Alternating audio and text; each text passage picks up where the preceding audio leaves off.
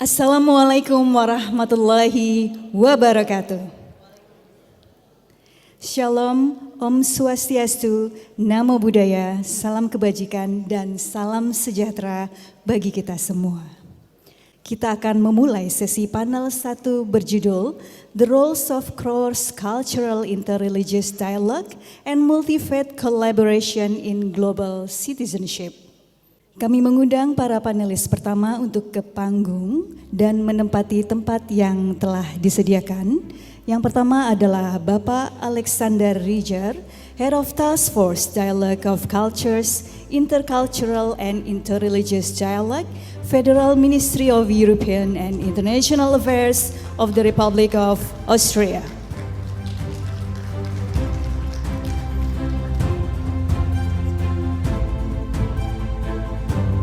Kami mengundang His Excellency Bapak Dr. Alwi Shihab, Senior Fellow at Lemina Institute and the Indonesian Foreign Minister dari tahun 1999 sampai 2001.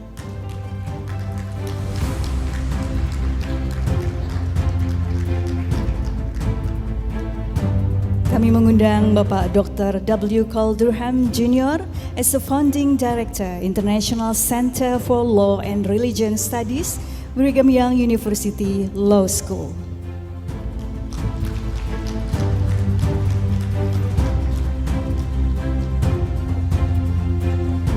Dan kami undang Bapak Profesor Dr. Abdul Mu'ti, Secretary General Muhammadiyah Central Board.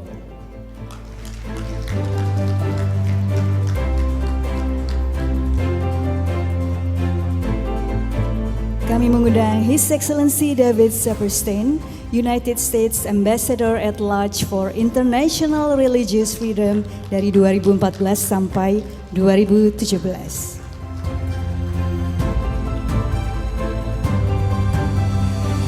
Dan acara panel 1 ini akan dimoderatori oleh Ibu Indah Nuria Safitri. Beliau adalah Director for Human Rights and Humanitarian Affairs, Directoral General of Multilateral Cooperation, Ministry of Foreign Affairs, Republic of Indonesia.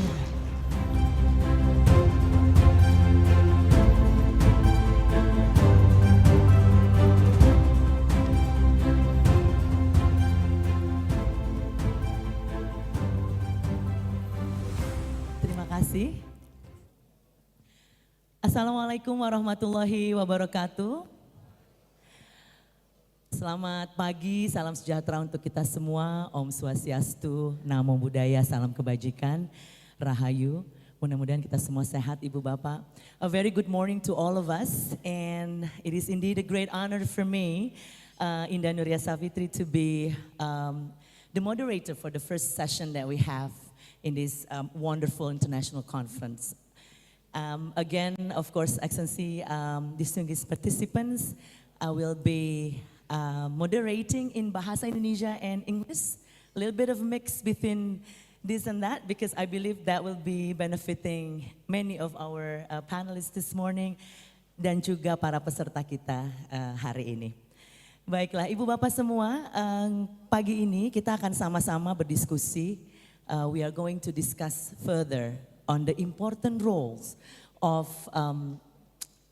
cross-cultural interfaith dialogue as well as multi-faith cooperation in the global citizenship in this global world. As you can see, we have outstanding panelists this morning, and I think I can please welcome another big round of applause for our panelists coming from different part of the world with, of course, impressive portfolios and CV to sit down, discuss, and share perspectives, comments, best practices that have been taken in various roles that all of our panelists have played in ensuring that cross-cultural and interreligious literacy as well as multi-faith cooperations are conducted. As you know, in this very, sadly, increasingly polarized world, amidst the never-ending conflicts that we are facing, there are so many daunting challenges that we face when it comes to pursuing peace and harmony among the societies. Needless to say, the ongoing conflicts, as well as what we have had since ages ago, have at some point put us into a very different as well as complicated situation. And of course, along the way, the roles of religious leaders, community leaders, the role of all of us are very important in ensuring that peace and harmony in the society are not only created, but also well maintained. So today, of all these five distinguished panelists, we will be discussing about what kind of roles that all of us can play in ensuring that this cross-cultural, the beauty of differences, as my minister has correctly pointed out this morning, the beauty of tolerance, the beauty of understanding and empathy can help us ensuring peace and prosperity as well as harmonious society in the world. So I would like to start perhaps with His Excellency, if that's possible, to have sort of sharing your perspectives in terms of the roles of the societies, the government, as well as the elements of the communities in ensuring that this cross-cultural and interreligious dialogue studies are always be part of our lives. Because it's not always that easy, especially for us in Indonesia, Excellency. We have to manage, we have to navigate differences. We have to try to understand one another. But I believe you have a lot to share, and you have the floor, Excellency, please. Well, you're very kind. It is my understanding that we're each asked to give some opening remarks. All right. For a few minutes, 7 minutes. So with your indulgence, I'm actually, because a few of us have texts, Okay. in order to keep it within the time limit, All right. I'm actually going to use a podium to begin, okay? Sure.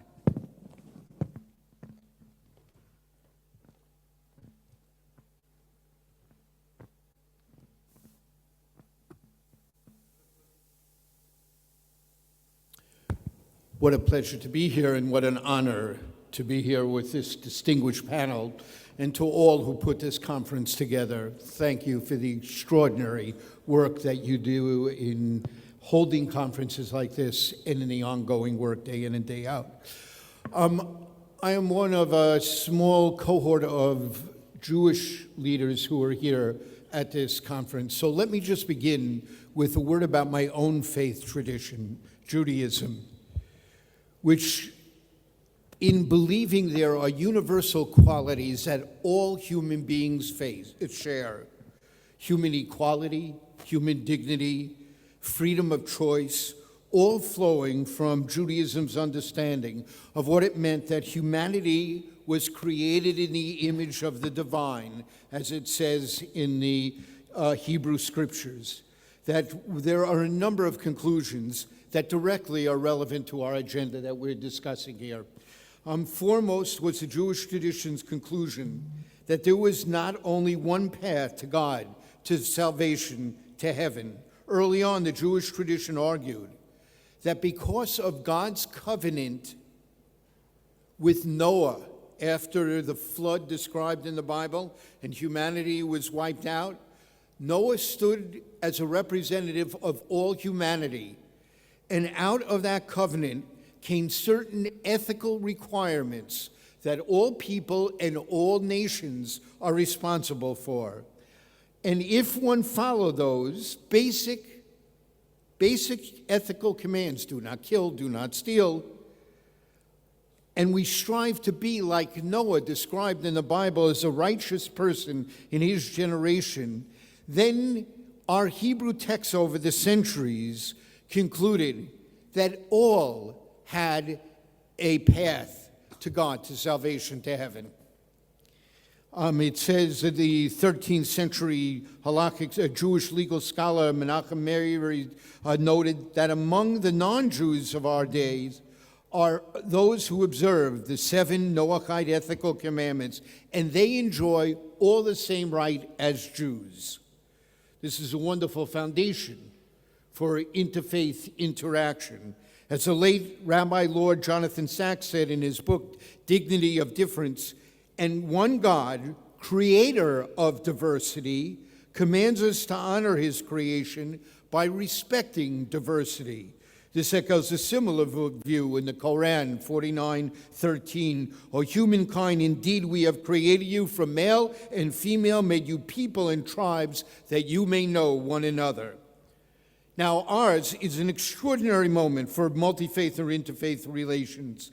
Never in the history of the world has there been such a degree of interfaith dialogue, interfaith organizations and institutions, and interfaith cooperative endeavors. Among the goals of such endeavors are ensuring protection, as recognized in international law, of religious freedom for all, making all societies safe for all faith traditions, majority and minority faith communities, so often victimized by discrimination and hate crimes, and more positively, developing cooperative endeavors to work together to create a fairer, more just, more compassionate world based on a shared understanding of the common good.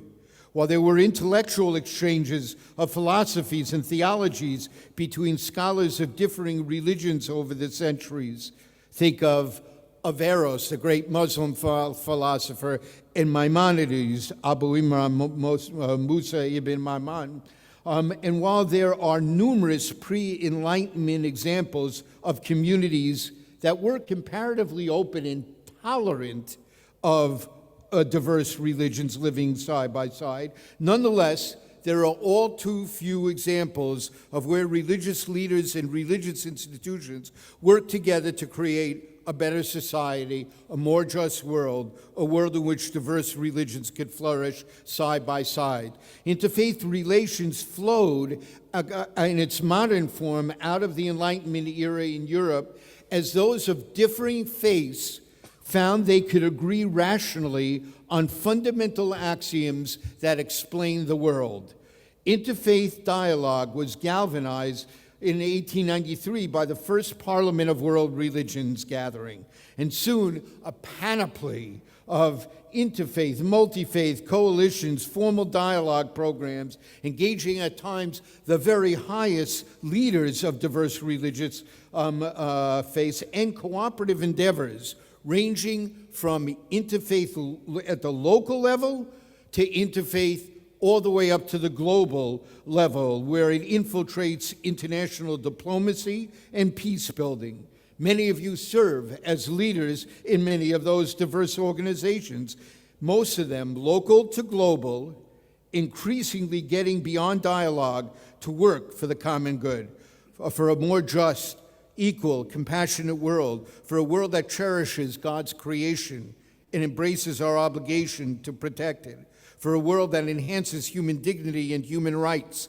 There is so much to reflect on as to how effective these endeavors have been or have not been, and why they have been effective and why not, and what the best practices are that we can learn from each other, as well as what the challenges and dangers are.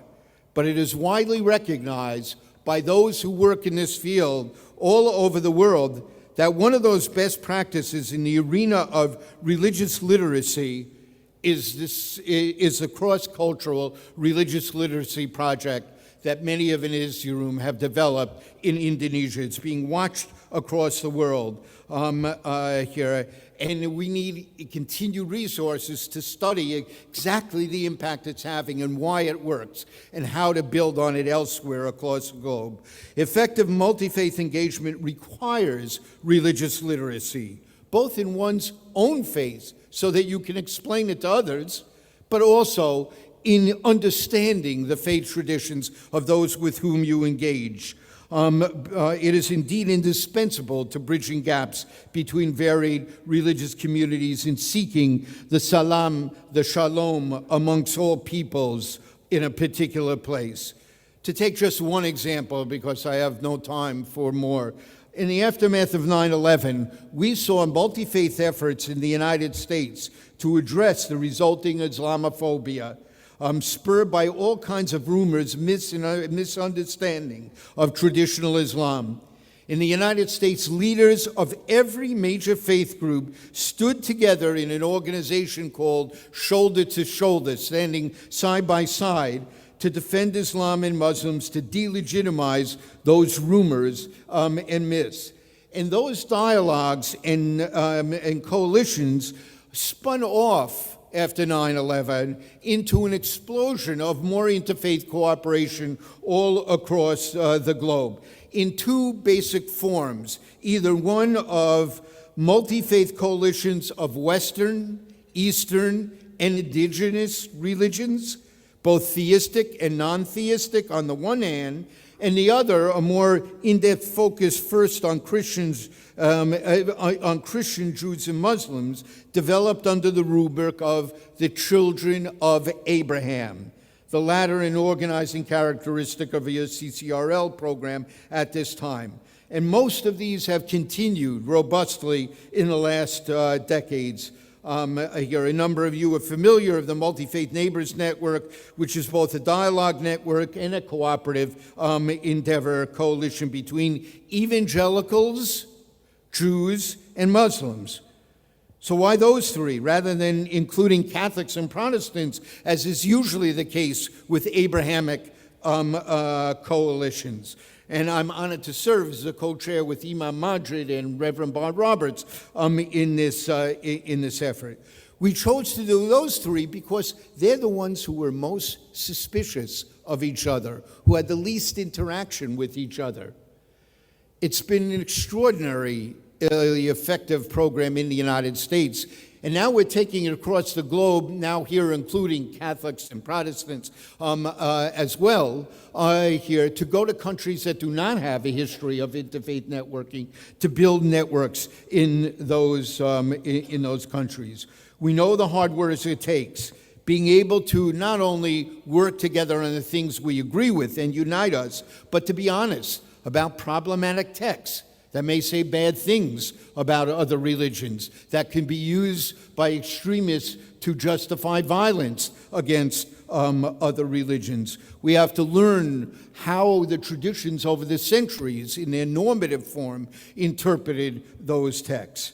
And when religious communities can, in fact, create a genuine sense of what we sometimes refer to these days as covenantal pluralism, of commitments to each other, to respect each other as you are, as I am, and still work together, where we can work cooperatively with respect and trust. In our vast numbers, we can often achieve things none of us could achieve alone.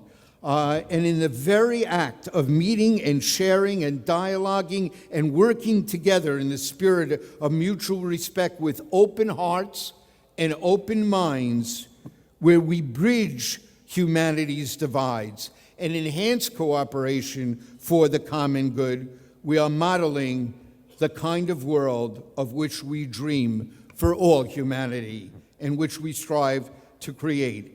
And I know I will feel that intensely these next 2 days as I learn about your impressive endeavors, learn from your scholarship and creativity, and I look forward eagerly to our discussions and working together for many years to come. Thank you very much, Excellency. Many salient points that have been raised, and before we discuss further, allow me to give the floor to Mr. Alexander Rieger, the head of Task Force Dialogue of Cultures, Intercultural and Interreligious Dialogue from the Federal Ministry of European and International Affairs of the Republic of Austria. You have the floor, sir, and another 7 minutes or less for you. Thank you. Excellencies, ladies and gentlemen, first of all, congratulations to the Ministry of Foreign Affairs of the Republic of Indonesia and to the Lemena Institute for this great initiative. And I'm very happy to be here today as an official voice, a voice of Europe, a voice of Austria, and to not only speak to Indonesian representatives, but of course representatives from all over the world, and especially also from the Asian countries. I've just returned from Bandung, where Austria and Indonesia conducted the 8th round of our interfaith and intercultural dialogue, focused this time on navigating the challenges in diverse and modern society. This excellent dialogue that we have between our countries has been taking place since 15 years in alternating locations in Indonesia and Austria, and practically demonstrates the importance that we both attach to this key instrument. And I think I can say that from both sides, we very much value this partnership, and we have learned a lot from each other over the years. Yesterday, we were able to visit some of the local civil society initiatives, such as the Kampung Moderasi, and of course also talk about global challenges, the importance of including religious leaders and women. So it has been a very interesting time here. I think one of the important things that my Task Force Dialogue of Cultures works on is we are very much a fan of best practices. So you see me here today in a batik because, of course, for the climate, this is the best thing to wear. So we're happy to learn from each other and adopt the best ideas. Now, our task force was created 17 years ago, and we recognized at the time of its creation that the growing importance of identity, religion, and culture in increasingly antagonistic discourses on complex global issues required special instruments and a more tailored approach. By breaking down stereotypes and prejudices and building trust, dialogue can significantly contribute to international confidence building, conflict resolution, and peacekeeping. With a proactive approach, using intercultural and interreligious dialogue instruments in our multi-track diplomacy, and favoring dialogues that include both state and non-state representatives, we engage with civil society and include, of course, religious and belief communities and religious leaders, and so promote cross-boundary and multidisciplinary networking of those groups and individuals. We thereby contribute to promoting global citizenship, which I will define here as individuals seeing themselves as members of multiple, diverse, local and non-local networks rather than as single actors affecting isolated societies. Now, this concept of global citizenship also supports the peaceful resolution of conflicts. To quote the former US Ambassador at Large for Religious Freedom and one of the founding fathers of the International Religious Freedom or Belief Alliance, Sam Brownback, many peacemaking efforts have failed because they didn't consider the religious implications of their initiatives. It is therefore crucial for us to develop religious literacy and expertise on religion and diplomacy, to right-size the importance of religion, and engage and involve constructive religious leaders and civil society initiatives. As Rabbi David Rosen has been saying for a long time, if you do not want religion to be part of the problem, you have to make religion part of the solution. When our dialogue task force organizes intercultural and interreligious dialogue activities, we aim to open and expand the hearts and minds of the participants. For us, dialogue is an interaction going beyond conversation between two or more parties, with openness to self-expression, mutual listening, without judgment, and transformative potential. And I will repeat this most important element, transformative potential, which of course is meant to happen for all participants, expanding the scope and depth of their understanding. Now, something that is not mentioned in the short description of global citizenship I gave you is the question of rights. And I think we all agree that the Universal Declaration of Human Rights and its recognition of the inherent dignity and of the equal and inalienable rights of all members of the human family as the foundation of freedom, justice, and peace in the world is a very solid baseline for global citizenship. With rising anti-Semitism, anti-Muslim hatred, anti-Christian sentiment, and the persecution of many other religious minorities, as well as hate speech in general, it is more important than ever to promote acceptance and understanding and support initiatives that promote peaceful coexistence. Now, you hear me using the word acceptance instead of tolerance, because for us, acceptance involves a deeper understanding and appreciation of diversity, whereas tolerance may involve surface-level acknowledgement without genuine empathy or engagement. I'm a firm believer that the exchange of best practices, both at the state and civil society level, can lead to new, tailored approaches of dealing with our differences. Last November, I was asked to head the new working group on interfaith dialogue of the International Religious Freedom or Belief Alliance. And based on our experiences with the Intercultural Achievement Award, an award that has been going on for about 14 years now, and where we try to identify the best practice projects around the world and reward them financially, we have decided to work on a new publication in the field of interfaith dialogue. So the idea basically is to gather best practice projects around the world at state and civil society level, bring them together in a publication, and provide this publication worldwide free of charge so that it may lead to inspire, hopefully, new initiatives tailor-made to the local conditions. So in that sense, I also appeal to you. We are very interested, of course, of gathering great examples from Indonesia, from ASEAN countries. So if you are interested, please do not hesitate to contact me, and I will be happy to send you the call for proposals so that you may join our publication. Now, ladies and gentlemen, thank you for your attention. I'm looking forward to many interesting conversations with you. Thank you. Terima kasih. Thank you very much, Mr. Rieger, for your remarks. Dan Ibu Bapak semua, kita akan lanjutkan dengan 3 pembicara kita juga pagi ini. Berikutnya kami persilahkan yang terhormat His Excellency Profesor Dr. Alwi Shihab, Senior Fellow at Lemina Institute, as well as our Indonesian Foreign Minister for 1999 until 2001. Silakan Bapak. Assalamualaikum warahmatullahi wabarakatuh. Distinguished guests and participants, good morning. As we are reminded on a daily basis, peace is a volatile and an ever-elusive phenomenon. Yet we must never stop to strive to achieve it on a grander scale. Relationship between tolerance and education is fundamental in fostering inclusive and harmonious societies. Education plays a crucial role in cultivating tolerance by exposing individual different perspectives, promoting critical thinking, and encouraging empathy and understanding. Through comprehensive curricula and inclusive practices, educational institutions can help dismantle prejudices and build foundation for mutual respect and peaceful coexistence. So education is not just about academic achievement, but also about nurturing open-minded, accepting individuals who can contribute positively to a globalized world. There are several key challenges faced by religious communities to achieve this goal. Among others, deep-seated belief and doctrines, that is to say, religious convictions, are often deeply ingrained and can be resistant to change, making it difficult for individuals to accept differing viewpoints.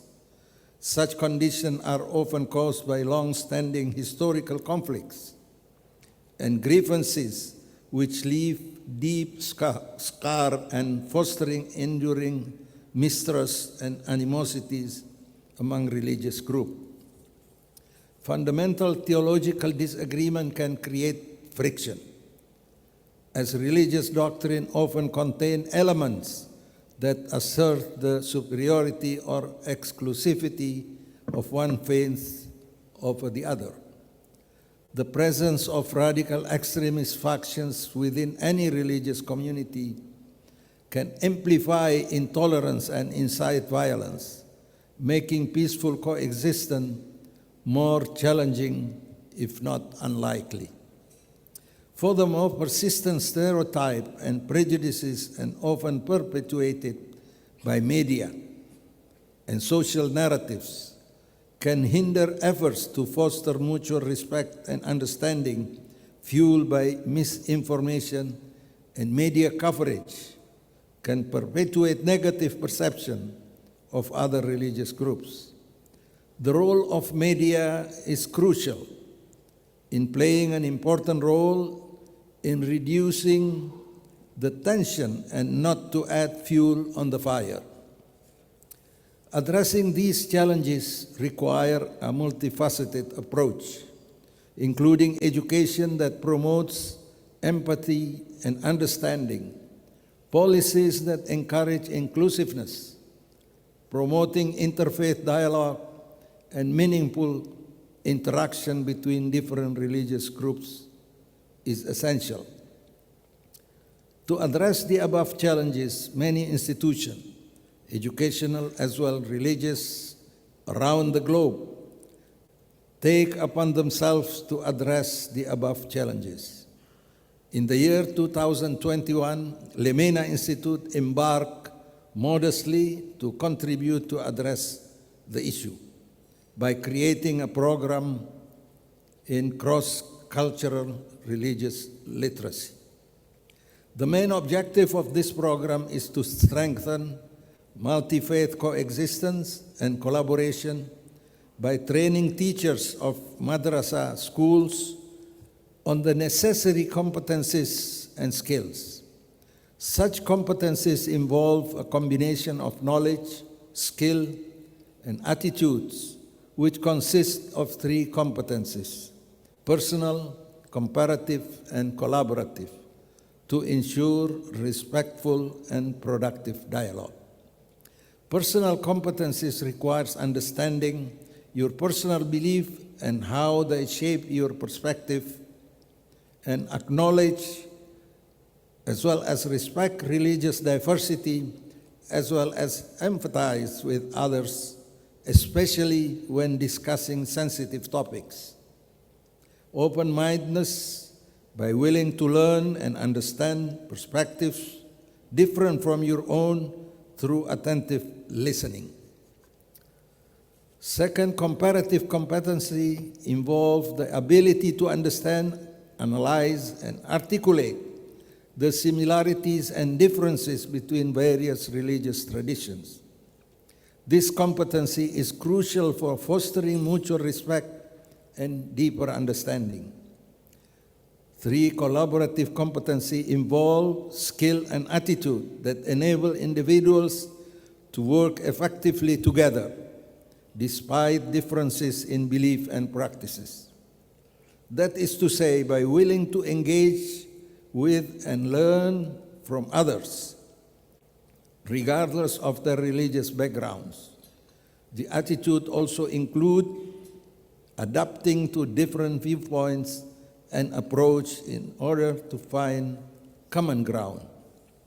It is worth the while to add that in the process of learning and training, all the competencies are testified by scriptural texts to ensure its religious validity. For that purpose, we present different religious texts, namely Jewish, Christian, and Islamic texts. Especially for Muslim participants of Muslim educator, we provide relevant Quranic texts as a convincing method.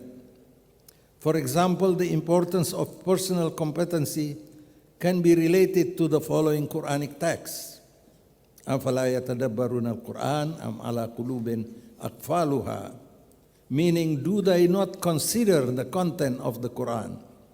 Do they not earnestly seek to understand the Quran, or are their hearts locked by them?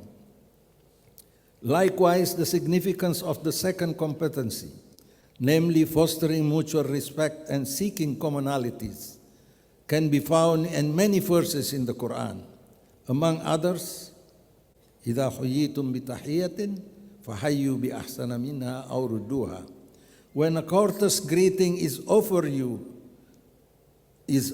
to you, you must respond it with a greeting still more courteous, or at least of equal courtesy. O humankind, this is another verse.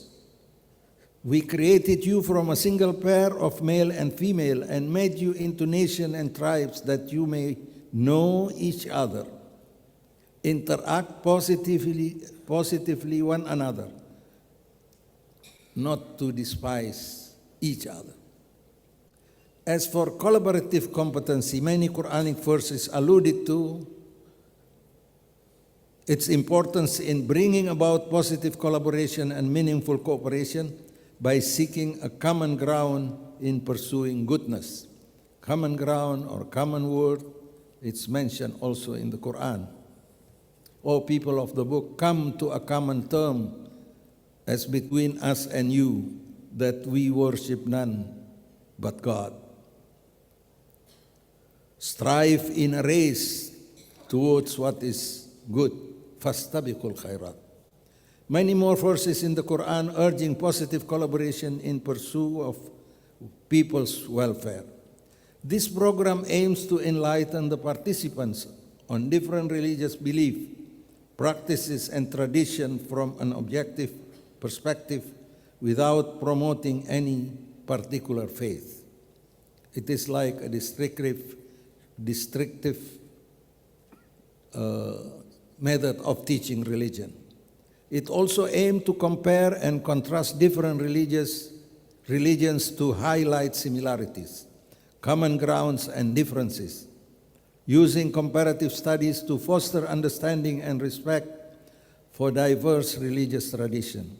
Emphasis is placed on primary texts and scripture to directly engage the participant with the primary sources of religious teaching. What I mean by prime sources is the Quran and the exemplary life of the Prophet. As a result, participants are guided to respect diverse religious tradition and avoid personal biases or opinions which could yield to conflict. Since its inception, this program has established a partnership with 20 leading religious and educational institutions. It has conducted 45 classes to reach almost 80 educators throughout Indonesia. We do aspire to establish more positive cooperation outside of Indonesia, particularly in the Asian region. Finally, I wish to conclude that what Lemena Institute has contributed through this program is far from our collective aspiration in bringing about more harmonious and inclusive societies.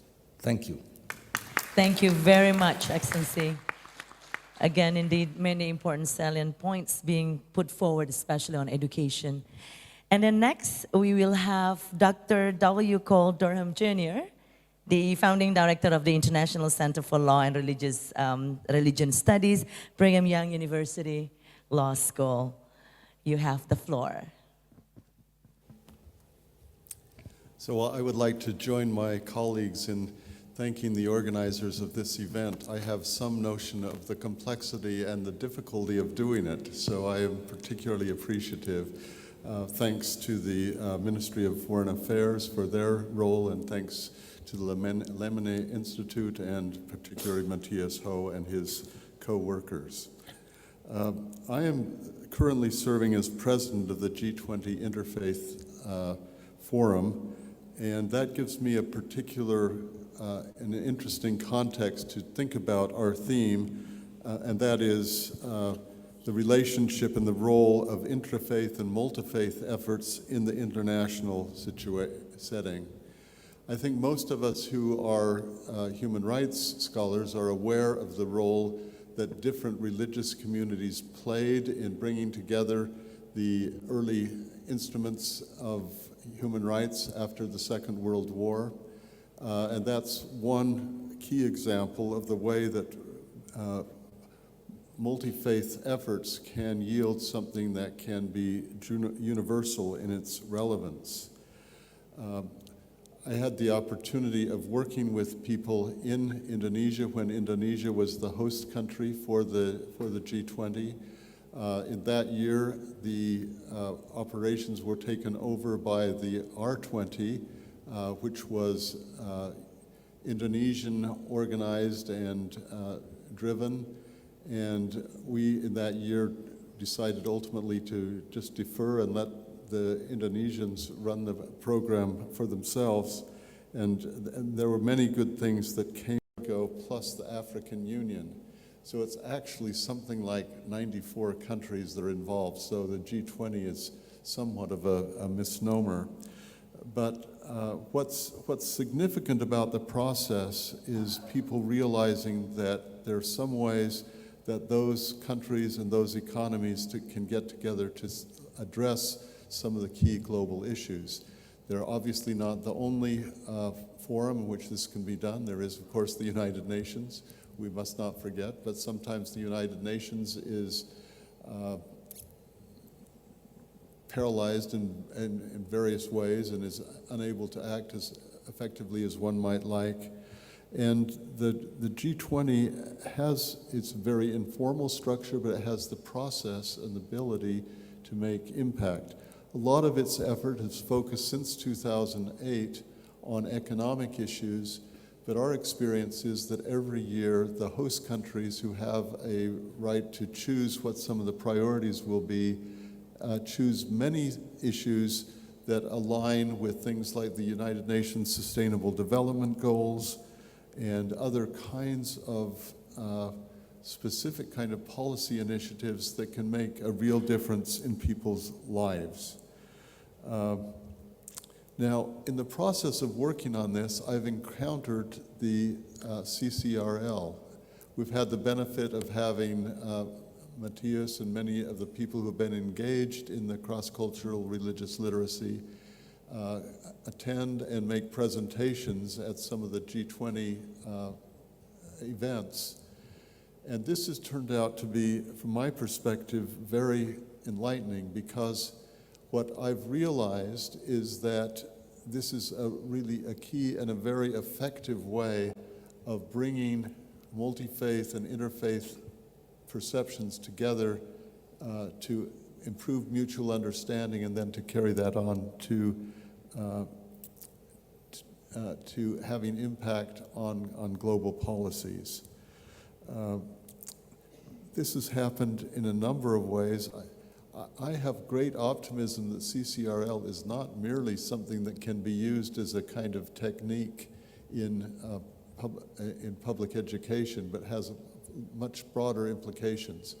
I was involved as a member of the Advisory Council for the Organization for Security and Cooperation in Europe in 2007. We published a work on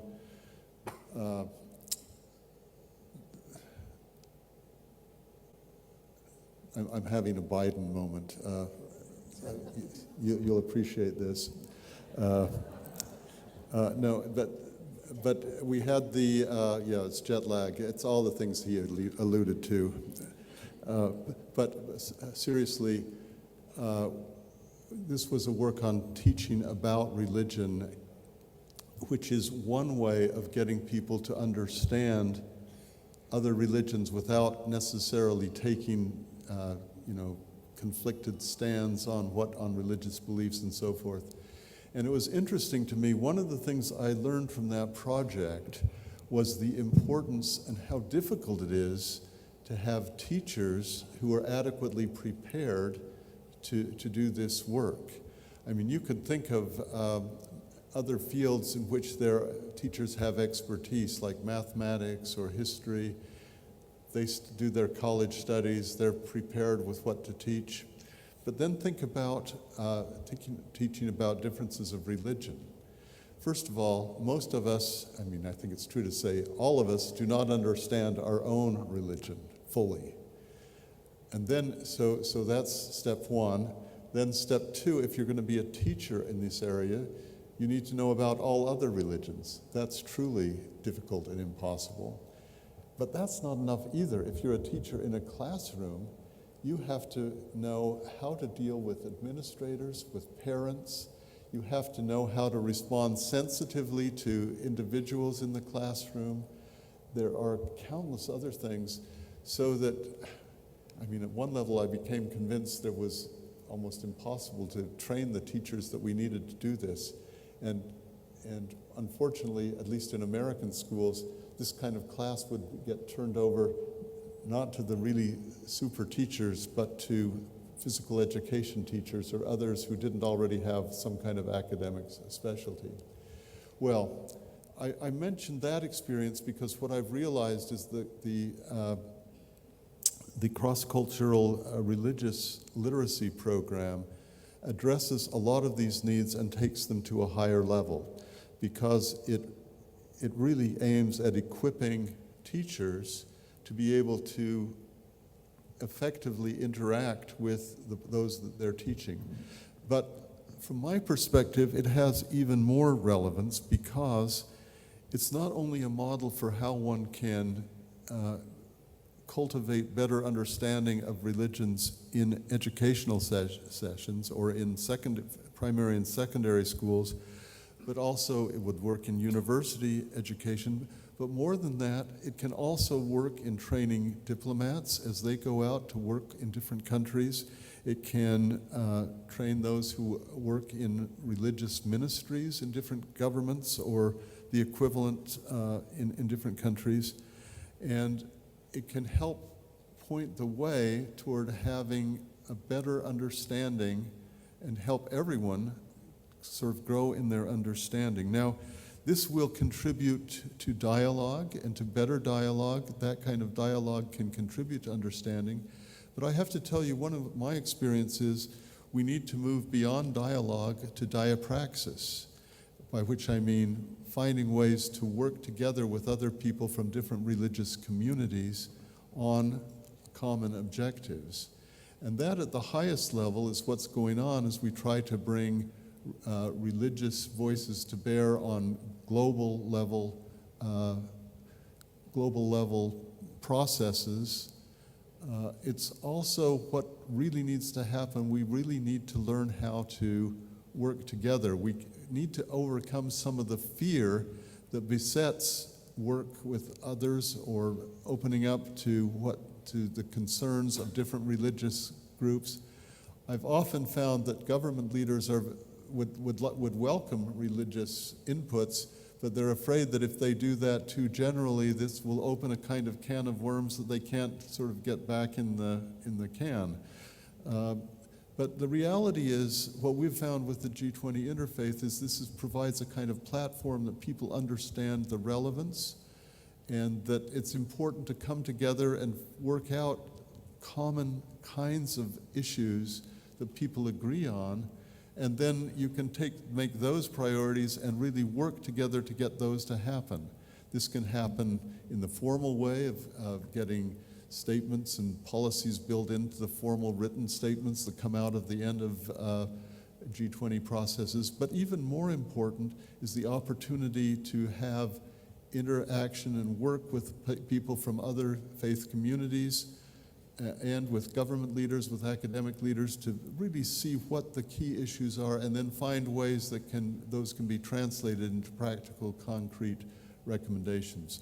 So that's my perspective. And let me just add, there's a concern in this meeting, among other things, of what can this mean for ASEAN? I think ASEAN is an extremely important regional organization on Earth. It represents something between 8 and 9% of the Earth's population. But there are some unique characteristic problems in this area. Virtually all of the ASEAN countries have a predominant religion or ideology. It's not always a religion. And representatives of, it's in the majority in their country, representatives of their faith or ideology will be found in all the other countries. And we live in a world where if one group is persecuted or suffers problems in one country, the co-religionists or co-ideologues in another country are conscious of the problem. And unless this can be solved, it will always end up hobbling ASEAN to some degree. So one of the key challenges for this region is finding ways that the CCRL can penetrate and help bring together and make trust and peace and eliminate fears emanating from other groups in other countries. Dr. Durham, So excuse me. that's my end. Yeah. Thank you. Time's up, but thank you so much again. We'll have more time to discuss further. And last but not least, let us welcome the last speaker for today, Profesor Abdul Mukti, Sekretaris Jenderal dari Muhammadiyah. Pak Mukti, Terima kasih. floor is yours. Yeah. Esteemed speakers and distinguished participants, allow me to thanks Lemena and also BYU dan Kementerian Hukum dan HAM for inviting me. It is a privilege for me to be one of the speakers, and I'm actually the smallest speaker. Second, allow me not to use podium. I'm afraid the podium might be too high for me. So you cannot see me. Feel while free, I'm Pak. using the You podium. can stay here. And third, in Indonesian proverb, there is proverb called duduk sama rendah, berdiri sama tinggi, meaning equality. But for me, duduk sama rendah, berdiri tetap sama-sama rendahnya juga. So allow me to sit here, Mbak Indah. I just want to follow up what has been presented by the previous speakers and allow me to deliver my presentation in Gado-Gado language. I might use English, and also if I find difficulties to express in English, then I will say and use Indonesian language. Because I understand that this conference use both Indonesian and English altogether. So it is part of the reality of cross-cultural conference. I just want to share why we are doing cross-cultural religious literacy, what we have done so far with many different partners, and Muhammadiyah has become one of the partners. And I think from the initial evaluation, this program has been successful in building understanding, tolerance, and also for long term, hopefully we could also building global citizenship. And second, I will also share my view on what we can do in the future as the follow-up of cross-cultural religious literacy. I try to propose what I call as the cross-cultural religious cooperation for the follow-up of cross-cultural religious literacy and why we are doing that. From the first point of view, I just want to share briefly about theological foundation of CCRL, cross-cultural religious literacy, and cross-cultural religious cooperation. Some of the theological foundation already explained by my senior, Professor Alwi Shihab, but allow me to share at least three principles or theological foundation of this. The first, of course, CCRL is possible because we believe that humanity is one. Kana nasu ummata wahidah. The second is the principle that diversity, whether it is religious diversity or cultural diversity, is sunnatullah or the will of God. It is actually part of the very fundamental teaching in Islam that we see diversity as part of the evidence of the greatness of Allah, as Rabbi also mentioned before. And as a consequence of this diversity, then the Quran at least teaches us with two principles so that we can live peacefully in harmony. The first is the teaching on ta'aruf, which means we need to know each other, but I will explore later that ta'aruf can actually be interpreted more than just know each other, but can work together, and so on and so forth. The second is the teaching ta'awun, in which the Quran mentioned wa ta'awanu 'alal birri wat taqwa wa la ta'awanu 'alal ithmi wal 'udwan. Sorry for reciting so many Quranic verses because I am a preacher in many different khutbah. For 7 minutes for me is too short as a khatib actually. But it's okay. It is part of joke to avoid my nervous. But second, we need to have also theoretical foundation on this. When we work on the cross-cultural religious cooperation or intercultural religious cooperation, I refer to the theory positive pluralism, in which there are at least 4 basic principles of positive pluralism. The first is acknowledgement, because for us, in order that we can work together, we understand each other, tolerance is not enough. We have to go beyond tolerance, because some aspect of tolerance might contain ignorance and omission to the problem of others. Therefore, the first step of positive pluralism is acknowledgement. We acknowledge about others who are different from us, and we also have our identity as the basic principle, like Professor Alvin mentioned in our cross-cultural religious literacy training. The second is respect. We respect each other. And the third is acceptance. And the fourth, which is very important in relation to positive pluralism, is accommodation. We need to accommodate others. We need to deal with others who might find difficulties and some other issue that relate to our acceptance, respect, and acknowledgement. And it has to be done if we have sincerity in doing so. Sincerity is very important in order that we could accept others, respect others, and accommodate others. Therefore, as it is mentioned from the word cross-cultural, we need to cross the border. We cannot stand in our own exclusive community. We need to cross the border. And we meet people from different religion, different cultural background, and so on. And in order that we can cross the border, we need to have what we call sincerity in relation to what I call as 3H. In order that we know each other, then we need to work on the basis from head to head. From head to head, meaning that we know each other, we understand others, at least from our physical observation or knowledge observation. But this is just the beginning. Then we need to move further from head to head to heart to heart. That is mean we need to accept others. It's already offered, Indah. Yeah, it's already offered. So I continue or finish? 1 minute to conclude, One in a minute. way, But Prof. Mukti? I need 5 more minutes actually. I wish I could give that. So we need to go beyond head to head to heart, but then we need to work together on the basis of hand in hand. And this is actually the principle of ta'awun alal birri wa taqwa.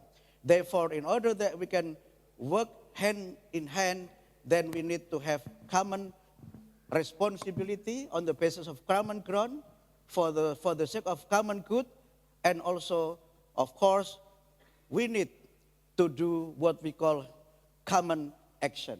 And it is possible if we work together for the peace, for prosperity, and civility. We need to have mutual listening, mutual learning, and mutual sharing. And thank you for your understanding. Allow me to use more than 7 minutes. Thank you. Thank you very much. Excellencies, distinguished participants, a big round of applause to all of our panelists this morning. So many interesting and again important points that have been put forward, and I believe ada banyak komentar, pertanyaan maupun masukan-masukan dari Ibu Bapak semua. Dan untuk itu kita akan menggunakan sisa waktu yang kita miliki kurang lebih 30 menit untuk sama-sama berdiskusi, membuka sesi tanya jawab, dan Ibu Bapak bisa sampaikan dalam bahasa Indonesia maupun bahasa Inggris karena tersedia penerjemahan. Dan kalau bisa Ibu Bapak yang tertarik untuk bertanya, izin saya berdiri, Excellencies, Ibu Bapak semua, untuk mengangkat tangan, memperkenalkan diri secara singkat, nama dan organisasi, dan langsung straight to the point untuk pertanyaannya. Kami mulai dari Ibu yang di tengah dengan hijab hitam, kemudian Bapak sebelah kanan, sisi kiri apakah ada? Baik, kiri satu dari Mbak yang Ibu yang menggunakan jilbab hitam juga. Boleh dibantu? Silakan. Okay, my name is Checklist Setia Pratiwi. I'm from the Faculty of Law, University of Muhammadiyah Malang. Thank you to the panel for the excellent presentation. I learned so much from you. As many scholars indicate, religion is a source of moral and ethic for society to deal with a lot of crises. But on the other hand, we understand that religion is also the source of tension And the multi-faith collaboration is one formula to develop inclusive society, and I agree with that. My question are first, to what extent the multi-faith collaboration program can be further developed in our diverse society when economic and humanitarian crises become a new source of tensions. And the second question is, how can the role of the international cooperation convince conservative groups of religion who are doubtful because the wars in some part of the region that's still ongoing today sometimes ignores the human values. Thank you so much. Terima kasih Ibu, thank you. That's the first round of questions. The next one please, yes. Mikrofonnya bisa dibantu. There you go. Thank you, ladies and gentlemen, distinguished speakers. My name is Alfa Mirahman. I'm also from Muhammadiyah. We have just listened from the speakers that several deep-seated challenges in enhancing collaboration to foster an inclusive society. Among others are prejudice and discrimination and social and cultural differences have been elaborated. And to deal with them is through meaningful dialogue where we try to find common ground. But to the best of our knowledge and to the best of our experience, meaningful dialogue is not enough. We need to have meaningful action, as mentioned by Prof. Mukti. And this is not only via seminar, not only via conferences like we are doing now. So we encourage all of the stakeholders with regard to this issue, to go to the common actions. We need to talk about the meaningful deeds. And then one of the things that we haven't touched upon, Ms. Moderator, is the economic inequality. In economic equality, meaning that when we get together, we don't talk about theological issues anymore. We talk about something really, really in concrete, and that is economic inequality. And then if we can talk about that, we talk about disparities from all of the backgrounds, religious background, different cultural backgrounds. We talk about economic inequality that is more concrete. So we encourage us, to go to that direction. Thank you. Thank you very much. I believe we will have session on that, but I'll move to the next question, which is from this side. Ibu. Pertanyaannya langsung ya, dan juga perkenalkan diri. Terima kasih, mohon izin saya bertanya dengan bahasa Indonesia, Bapak Ibu. Sebelumnya saya mengucapkan terima kasih kepada narasumber yang sudah memberikan kajian yang sangat luar biasa dan menambah wawasan kami di sini. Perkenalkan, saya Pepsi Windra, salah satu guru dari Kabupaten Trenggalek. Baik, pertanyaan saya adalah terkait dengan kajian. Tadi salah satu narasumber ada yang menyebutkan bahwa salah satu tantangan bagi guru atau pendidik sekarang itu adalah di mana guru dituntut untuk bisa memiliki keyakinan terhadap agamanya sendiri, tetapi juga harus bisa memahami keyakinan orang lain sebagai sebuah perbandingan yang bisa diajarkan untuk murid-muridnya. Nah, di sini tadi juga dikatakan bahwa LKLB ini menjadi salah satu solusi tantangan yang dirasakan oleh guru-guru yang ada di Indonesia terutama. Nah, pertanyaan saya adalah bagaimana program LKLB ini bisa meluas, jadi tidak hanya dirasakan oleh beberapa guru saja, tapi juga bisa dirasakan oleh setiap guru yang ada di Indonesia dan juga khususnya di seluruh wilayah ASEAN, kemudian juga di wilayah-wilayah di mana di sana ada isu-isu terkait konflik-konflik yang disebabkan oleh literalnya atau perbedaan keagamaan. Itu pertanyaan dari saya, terima kasih. Terima kasih. And esteemed panelists, I know in the interest of time we have limited one, but there are so many hands being put forward. Can we welcome another two before we give the floor to you? Okay, another two, one from the left side, the lady in the back, and then, yes, sir. The lady first, here from the left side, and then you have the floor. You can use this. Ya. Terima kasih buat kesempatan, perkenalkan. Saya Ibu Singirin dari Gereja Protestan Maluku, Ketua YPPK Dr. JB Sitanala, milik Gereja Protestan Maluku yang membawai 457 sekolah di Maluku dan Maluku Utara. senang sekali mendengar beberapa uraian dari pembicara pertama sampai pembicara keempat, kelima, yang menegaskan bahwa agama bagian dari solusi. Sebagai praktisi pendidikan, kami menyayangkan bahwa kalau agama penting, kenapa di bobot kurikulum itu hanya 2 jam diberi kepada anak-anak? Karena seharusnya literasi keagamaan itu dimulai dari pendidikan dasar, menengah sampai pendidikan tinggi. Agama masih diabaikan dalam peran-peran pemerintah. Mohon masukan dan kerjasama kita untuk mengimpresi agama sehingga memberi bobot bagi pelaksanaan kebinekaan kita di Indonesia dan secara global. Terima kasih. Terima kasih banyak Ibu. One last question for this round.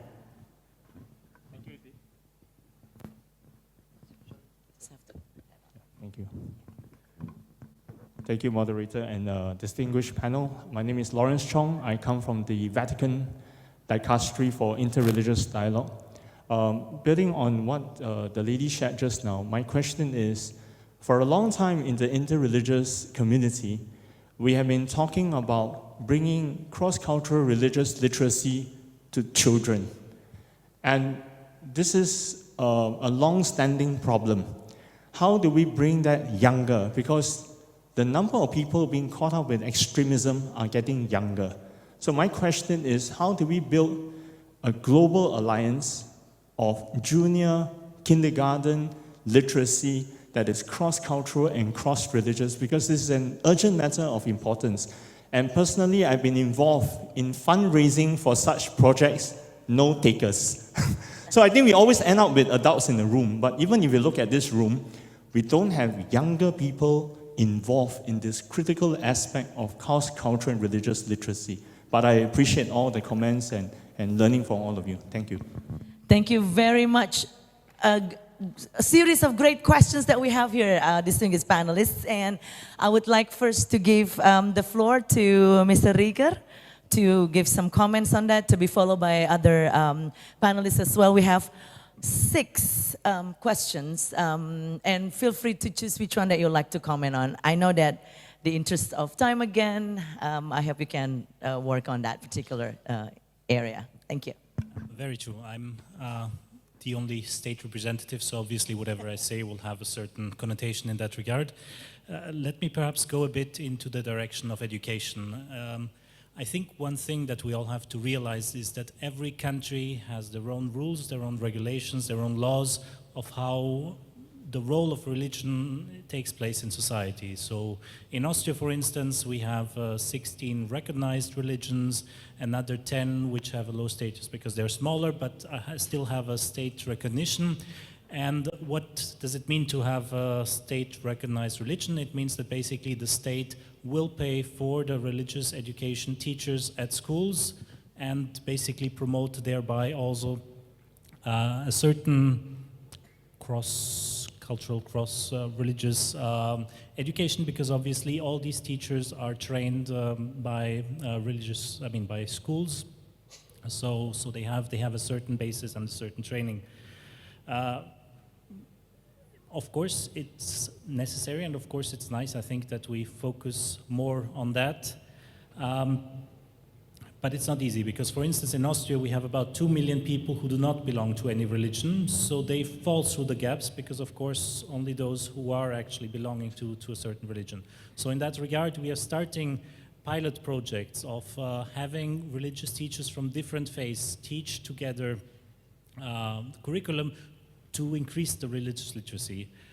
Finally, I would also like to say that, as I said, we had interfaith and intercultural dialogue over the last few days, and some of our delegation members are still here. 2 among them are specific teachers, religious teachers. So if you have more questions, I mean, we have a very good experts here in the public. Thank you. Thank you, Mr. Rieger. Kalau boleh saya beralih ke Profesor Alwi Shihab, ada beberapa pertanyaan terkait kerjasama internasional, kemudian pentingnya pendidikan agama, dan juga economic inequalities. Profesor sekiranya berkenan menjawab. Thank you for all questions. I would propose questions from Muhammadiyah would be answered by our distinguished Secretary General of Muhammadiyah.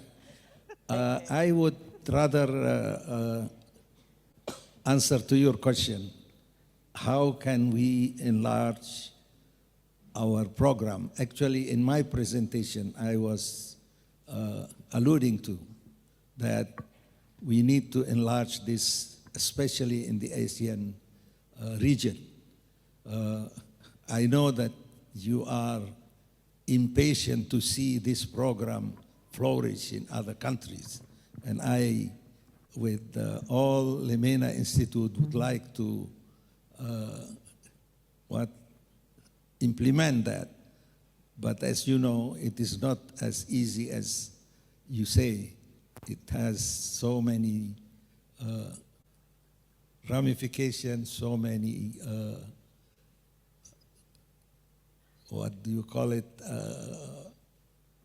work to be done before we can cross to other country. We are now, and I'm sorry, Pa Matius, I'm talking about our program outside Indonesia. Actually, we would like to see not only in Indonesia, we would like to see more participants. As you know, the program consists of lectures and conducted by scholars, and we surely would invite more scholars, would invite more organizations, universities to engage in this important program. We hope, and I'm sure that we will work together, not only who are in this panel, but who are behind this panel. We will work together to make this program worldwide acknowledged. As for the way to teach religion, I think this needs a session in itself. Thank you. Indeed, thank you very much, Professor. And if I may next move to Dr. Durham, you have some questions that you have heard as well about the importance of our younger generation's participations in this dialogue, as well as, again, concrete actions in broadening the cross-cultural and religious literacy programs as well as projects. So, yeah, it's on. So, thank you, and thank you for the questions. I agree that much with the comment from the dicastery that involving younger people is really very important. And this also goes to how one expands the program. I also identify with the problem that you look for funding for these things, and it's not easy to find funding. But there are a remarkable number of things that can be done very simply and at no cost. I've got some friends who are advocates of a program they call Heal the World, and their idea is just to tell people in any community, get people from 2 or 3 or 4 different religious community, young people together, let them come together, think about what is a problem in their community and think about what they can do about it and do something. So that solves the problem of moving to action. It can be done with relatively little funding. It takes some initiative on the part of adults. I would say that one of the problems with getting the problem that young people have is they learn things from adults. And they learn not only the things that we want them to learn, but they learn our bad things as well. And we need to find ways to allow young people to come together and to do more. And what this also underscores is the importance of finding training for teachers in-service training after they've started teaching, training when they're getting their initial degrees, so that they are more receptive and understanding, and they have a better sense of CCRL, because that will enable them to be more effective in what they're doing. I would say one other thing I would say is I've heard a lot about dialogue, and I can't tell you how many times I've been in dialogue situations where people say, the real problem is these other people who are not in the dialogue. And this is often because differences are excluded. I think we need to, as we're involving in dialogical processes, not be afraid of reaching out to some of the people, some of the more conservative, that was one of the references. We need to be able to talk and to do things together. That's where understanding comes from. Thank you very much, Dr. Durham. And next, Pak Mukti. Ada banyak pertanyaan dari teman-teman di Muhammadiyah, and of course beyond that. Boleh mohon komentar dan jawabannya. Thank you. If Muhammadiyah ask to Muhammadiyah, meaning jeruk, minum jeruk. Biar seger ini, Pak. I think we can have the answer in Muhammadiyah office rather than here. But allow me to respond to the first comment in relation to the interfaith cooperation. I believe that by having common responsibility and common teaching, Muhammadiyah at least have experience working on humanitarian cooperation, especially during COVID-19, earthquake, and some other programs. That's because we believe since humanity is one, then we can actually cross the border and work hand in hand to solve these problems. And we have in Indonesia, maybe only one in the world, I think, an organization, namely Humanitarian Forum Indonesia, a forum that consists of humanitarian organizations from many different faiths, and we can work together. So this is just the example how cross-cultural religious cooperation is possible. The second, I think we need to extend the program not only in school but also in society. Ibu dari Maluku menyampaikan 2 hours a week for religion education is not enough if it is only in the school, but we can actually develop religion education in society by building what I call as inclusive neighborhood. Inclusive neighborhood is very important when people from different faiths living together and they have an inclusive interaction without any negation. In this context, inclusive neighborhood is the concept where we negate and also avoid, I think, the term namely majority and minority. Faith is very privileged, and faith could not be counted on the basis of a number. Therefore, in order that we can build inclusive society, I prefer not to use the term minority or majority because all are the same, and this is the essence of acceptance, this is the essence of inclusiveness in our society. The other point in relation to building the issue that Mas Alpha, my colleague, mentioned about inequality, I believe that illiteracy, poverty, extremism has no religion. But people sometimes use, abuse, or misuse religion for the sake of extremism and any kind of violence. So if in order to tackle this problem is to deepen our understanding about religion, and by deepening our understanding, we can actually understand that basically, especially Rabbi also mentioned before, but for example, Abrahamic religion, when they are sharing teaching about these 3 Abrahamic religions, that we can work together on the basis of our common teaching and also common responsibility for common good. Therefore, the thing that we can do is what I call as mutualistic partnership, meaning that we see others as partners. Therefore, when we are having program on mutualistic partnership, meaning that regardless the amount of the contribution, we respect the contribution. And the mutualistic partnership is not based on the relation between donor and recipient. It is actually the program that we can work on the basis of sharing. Then by saying sharing, meaning that we can share our resources, not only wealth sharing, but sharing resources. By having this, then I think the issue of inequality, which become one of the source of the problem in relation to extremism and some other problem, might be reduced.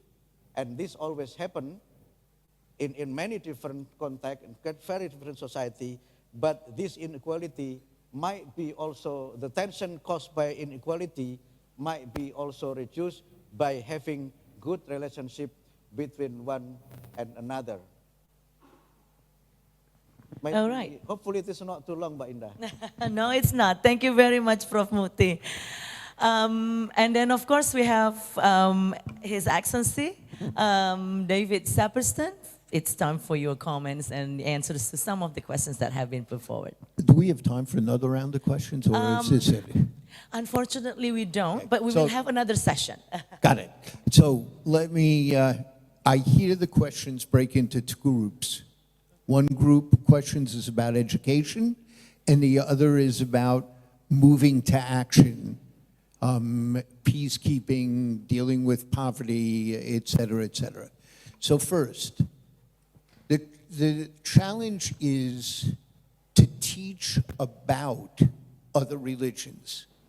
Because there'll be theological differences, we have to be careful when we're involved in this work about proselytizing each other. There may be a place to do that work for those who are called to do it, but not if we're teaching about other religions as an academic kind of subject. So in the United States, there are public schools, and religion as truth is not taught in those schools. But you can teach about religion academically. We have full-time schools like madrasas that teach both secular subjects and religious subjects. And there they're going to teach the religious truth of their religion in their part of that, but they can teach about other religions as well in that. And we have religious schools that meet for kids who go to public schools in our churches and mosques and synagogues, usually on the weekends or evening nights. In my part of the Jewish community, which is the largest in North America, for 3 generations, we have courses teaching about other religions. So they learn about Islam and Hinduism and Buddhism and Christianity in our religious schools.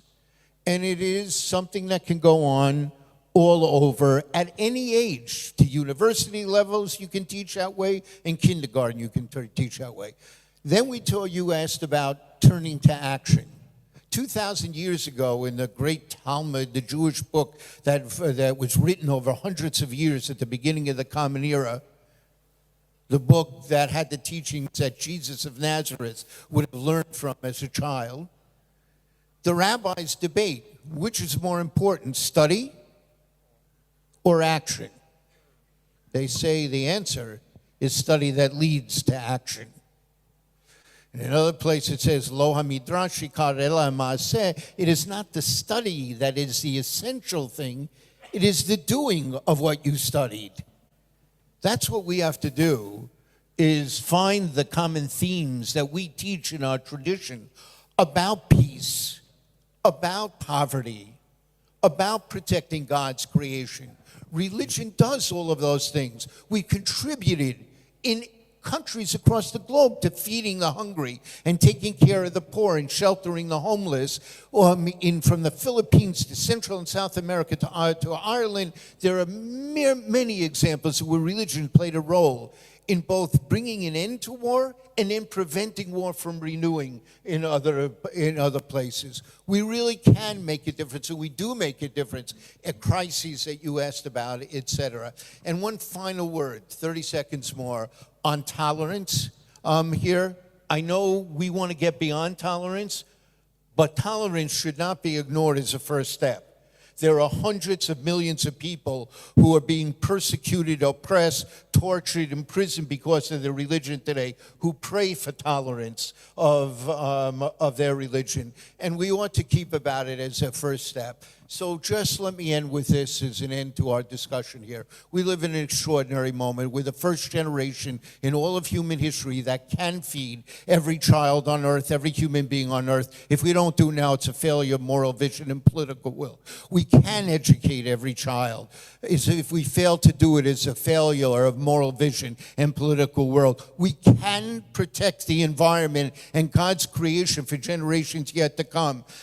Here, we can cure diseases that have plagued humanity since time immemorial. If we fail to do it now, it is a failure of moral vision and political will. And religion will play an extraordinary role at this crossroads in human history to ensure that peace and justice and equality and fairness and ending poverty and ending disease and ending illiteracy becomes the reality for every human being on earth. It's what CCRL is teaching us we must do in changing study to make God's world and vision real for every one of God's children everywhere. Thank you very much. A big round of applause to all of our panelists and of course all of our participants who have put forward some of those interesting, deep questions that definitely will be carried over the discussion that we have in the course of this international conference. So Excellencies, distinguished panelists, ladies and gentlemen, this morning we have discussed about the significant role of cross-cultural religious dialogue as well as multi-faith collaboration in order to foster the ensuring of peace as well as security, prosperity and harmony among the society, civilizations and in the world. There are so many important elements that have been highlighted, including, of course, the importance of religion itself to be part of the solutions and the importance for us all to be good, to be respectful, to be willing to learn to understand one another. Because if I may pick up Professor Mukti 3H formula, from head to head, heart to heart, then hand in hand. Isn't it beautiful if we can live in a world where we can work together as one, as great human and bring the good things to one another. And of course, the importance of education have been highlighted in many fora, starting from the very young age until, well, it's a lifetime process. It's a lifetime journey for all of us. And education indeed will become the foundation for us to get that mutual respect and mutual understanding. And that's where cross-cultural religious literacy and all the collaborations done by Lemina Institute as well as other elements in the society have done, and that is something that we need to foster. So Excellencies, distinguished delegates, ladies and gentlemen, we will continue our discussion, of course, in the next, well, for today as well as for tomorrow. So please stick around with us and then we'll definitely discuss further important subjects for all of us in with regards to the cross-cultural and religious literacy. May God give us all the strength, the willingness to work from dialogue to concrete actions, and enjoy your lunch. Have the great day for the rest of your day, and thank you very much for your attention. Saya Indah Nuria Savitri mengucapkan terima kasih atas perhatian Ibu Bapak semua. Wassalamualaikum warahmatullahi wabarakatuh. Waalaikumsalam warahmatullahi wabarakatuh. Mari kita berikan tepuk tangan yang meriah sekali lagi untuk para panelis dan moderator. Terima kasih banyak.